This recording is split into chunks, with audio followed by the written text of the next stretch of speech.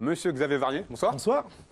Alors, on vous connaît forcément en tant qu'organisateur des sommets du digital, mais avant tout, vous êtes le fondateur des éditions Kawa. À la base, c'est mon vrai métier. C'est mon vrai métier. Qu'est-ce que c'est tout simplement que ces éditions, les éditions Kawa? Alors, les éditions Kawa, ça existe donc depuis une dizaine d'années et c'est une maison d'édition, on va dire, sur deux segments. Un segment grand public, donc avec des livres qui peuvent traiter à la fois du développement personnel, de maladies comme le cancer, des livres thérapie avec des gens qui ont des histoires à raconter, quelques romans. Mais aussi, essentiellement, c'était à la base la création, et c'est pour ça qu'il y a un lien avec les sommets du digital. On était sur une gamme de livres sur l'innovation, le marketing et le digital. Ouais. Qu'est-ce qui vous a poussé à vous lancer il y a maintenant une dizaine d'années dans cette aventure? En fait, moi, j'ai toujours été dans l'édition. Alors, j'ai bientôt avoir 50 ans, donc ça commence à faire. Et j'ai toujours été dans l'édition. Et c'est vrai que à l'époque, j'étais passionné par justement ce nouveau monde qui se découvrait à nous sur l'innovation, le marketing et le digital. Et je trouvais qu'à l'époque, je ne vais pas dire qu'aujourd'hui c'est la même chose, les maisons d'édition étaient un petit peu frileuses sur ces livres-là. Et surtout, c'était des livres qui n'étaient pas forcément concrets, qui étaient des livres très théoriques. Et moi, j'avais envie de justement donner la parole à des auteurs qui, toute la journée, mettent les mains dans le cambouis, savent vraiment de quoi ils parlent, et ils sont tous hyper spécialistes, et ils vont écrire qu'un livre sur leur spécialité. Et pas un jour un livre sur un sujet, un livre sur un autre sujet, etc., comme ça se faisait à l'époque. Et puis, c'était l'époque, donc il y a 10 ans, l'arrivée d'Amazon, qui a quand même changé beaucoup de choses, et notamment dans le monde de l'édition. Et donc, d'avoir une maison d'édition plus récente, parce que les maisons d'édition françaises, elles sont plutôt avec des belles histoires, souvent des très belles histoires, mais elles ont eu du mal à changer, à s'adapter. Et nous, on arrivait directement sur un marché qui était déjà changeant, et je trouvais que le challenge était assez sympathique. Justement, qu'est-ce qui vous plaît, vous, dans l'édition?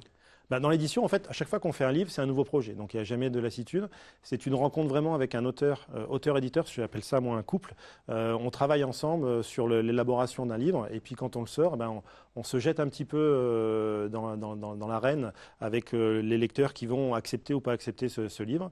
Et à chaque fois, c'est une aventure différente, avec des sujets complètement différents. Et on a traité des sujets qui m'ont passionné. Voilà. Et je me positionne souvent, en fait, comme un lecteur lambda, en fait, pas forcément comme un éditeur. Alors, c'est peut-être un tort, mais je le calcule pas forcément en me disant ça c'est telle cible, voilà, comme une entreprise classique. J'essaie encore d'essayer de trouver du plaisir quand on publie un livre. Voilà. Ça se passe comment la journée type d'un éditeur comme vous? Alors c'est assez varié parce qu'en fait le monde de l'édition est en train de changer encore plus. Il y a une certaine crise, on parle souvent des libraires qui malheureusement ferment leurs portes, des gros concurrents e-commerçants qui prennent de plus en plus de parts de marché. Il y a eu l'e-book qui est arrivé. Mais malgré tout, le monde de l'édition progresse quand même un peu. Ce qu'il faut savoir quand même, c'est qu'il y a aujourd'hui 300 livres qui sortent chaque jour en France. C'est un beau chiffre. C'est énorme. Et en comparaison de nos voisins? Voilà, il y en a beaucoup trop. En fait, il y en a beaucoup trop. Et non, mais c'est vrai. Je dis pas ça en tant que concurrent. Il y en a beaucoup trop. Donc, ce qui fait qu'aujourd'hui, en fait, tout le monde a l'impression qu'on peut écrire un livre, et tout le monde a un manuscrit quelque part dans son tiroir, dans sa table de chevet. Et donc, on reçoit à peu près chaque jour 1 ou 2 manuscrits par jour. Donc nous, on n'est pas l'une des plus grosses maisons d'édition, on est bien d'accord. Donc j'imagine que les grosses maisons d'édition, ça doit être juste incroyable. Donc il y a déjà ce problème de sélection, parce qu'il y a beaucoup de livres qui ne sont pas, à mon avis, publiables. Et puis après, il faut que ça matche. Et puis après, on a tout le travail de relecture, donc on a toute une équipe derrière, le travail de mise en page, et puis surtout, une fois je dirais presque que sortir le livre, c'est presque le plus simple, mais c'est après.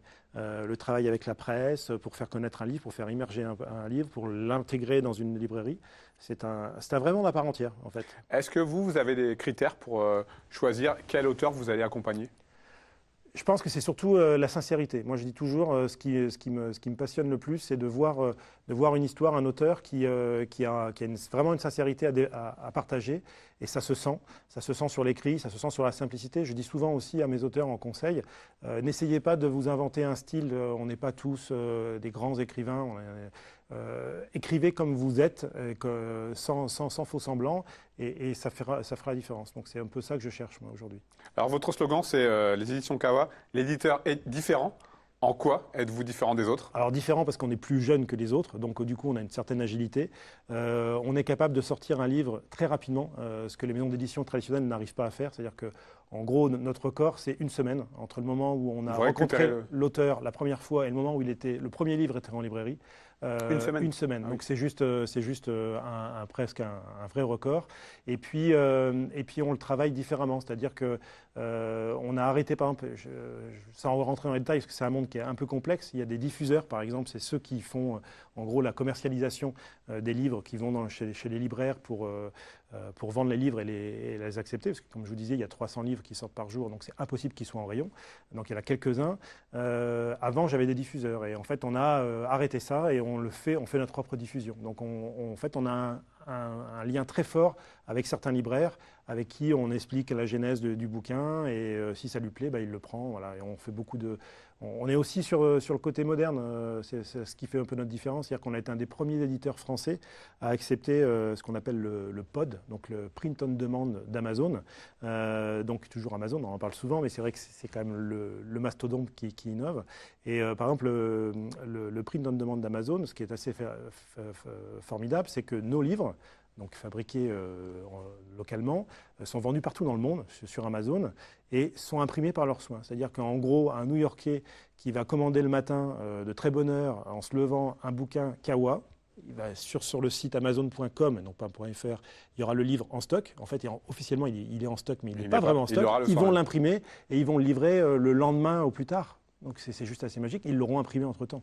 Voilà. Donc ça, nous, on fait partie des éditeurs qui ont été sur tout ce qui est... Dès qu'il y a une innovation, on y va, en fait. Voilà. On se trompe un peu, mais on y va. Dernière chose, une de vos dernières parutions est un livre de témoignage très touchant, celui de Céline Audebot, du masculin au féminin. Oui. On a pu voir quelques images. Oui, effectivement, il va y avoir un gros reportage sur TF1 de 90 minutes qui va lui être consacré. C'est une histoire formidable d'un homme qui a attendu plus de 50 années pour assumer sa différence et passer le pas de l'opération, de s'affirmer en tant que femme. Et elle raconte, parce que maintenant c'est elle, Céline raconte dans son livre, c'est très touchant, toute la genèse de ça, avec justement une vraie sincérité et puis en toute transparence. Et voilà, ça c'est des livres qu'on adore parce que il se passe quelque chose. Quand on lit ce livre-là, il se passe quelque chose. Voilà. Merci beaucoup, Xavier Merci, Varnier. À bientôt. À bientôt.